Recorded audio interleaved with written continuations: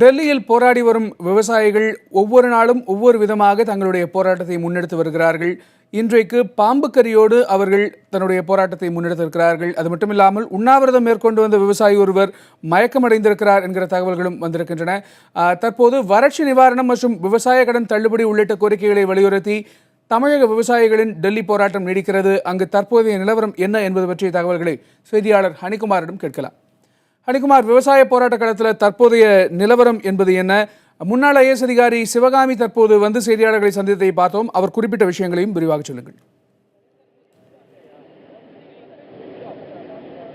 கணேஷ், வறட்சி நிவாரணம், கடன் தள்ளுபடி உள்ளிட்ட பல்வேறு கோரிக்கைகளை வலியுறுத்தி தொடர்ச்சியாக 16வது நாளாக விவசாயிகள் தங்களுடைய கோரிக்கையை வலியுறுத்தி டெல்லி ஜந்தர் மந்தரிலே போராட்டத்தில் ஈடுபட்டிருக்கிறார்கள். விவசாயிகள் 20க்கும் மேற்பட்டோர் இந்த போராட்டத்தில் ஈடுபட்டிருக்கிறார்கள். விவசாயிகளுக்கு ஆதரவாக பல்வேறு தரப்பினரும் இந்த போராட்டத்தில் கலந்து கொண்டு தங்களுடைய ஆதரவை தெரிவித்திருக்கிறார்கள். சென்னை உயர்நீதிமன்ற வழக்கறிஞர்கள், காங்கிரஸ் கட்சியை சார்ந்தவர்கள் உள்ளிட்ட பலரும் இந்த போராட்டத்தில் கலந்து கொண்டு தங்களுடைய ஆதரவை தெரிவித்திருக்கிறார்கள். அதே போல விவசாய சங்கங்களின் ஒருங்கிணைப்பு குழு தலைவர் திரு PR பாண்டியன் அவர்களும் கலந்து கொண்டு அவர்களுக்கு ஆறுதல் சொல்லி அவருடைய போராட்டத்திற்கு தன்னுடைய ஆதரவை தெரிவித்திருக்கிறார்.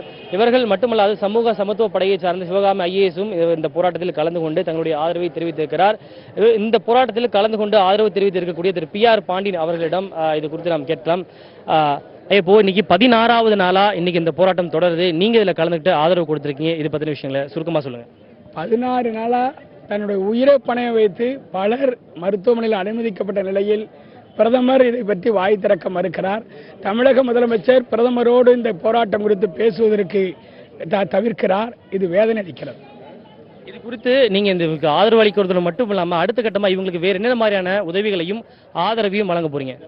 நாங்கள் தொடர்ந்து தமிழகம் முழுமையிலும் போராட்ட களத்தில் ஈடுபடுவதற்கான அனைத்து விவசாயிகளையும் ஒருங்கிணைக்கிற பணிகளில் தொடர்ந்து ஈடுபட்டிருக்கிறோம். மாணவர்கள், இளைஞர்களுக்கு தேர்வு 1-2 நாட்களுக்குள் முடிய இருக்கிறது.